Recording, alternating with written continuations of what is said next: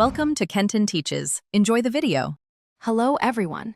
In this video, I will explain how to reset your Lexus GS350 maintenance light.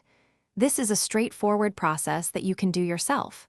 First, turn your vehicle's ignition to the on position, but do not start the engine. Next, check your multi-information display to ensure the odometer is showing trip A or the total mileage. If it's not, simply press the odometer button to cycle through the options until you find the correct display. Now that your odometer is set correctly, the next step is to prepare for the actual reset. Turn your vehicle's ignition completely off. This is a crucial step to ensure the system is ready to receive the reset command. Locate the trip meter reset button, usually found near your odometer. Remember, for the upcoming steps, it is very important that you do not press the brake pedal at any point.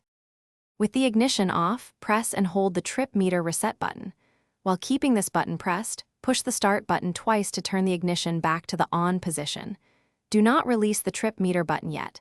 Continue holding it down.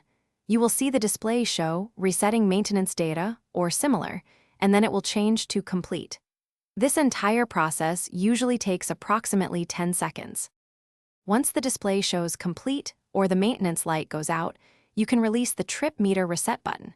To confirm the reset was successful, turn your ignition off, then start your engine as you normally would.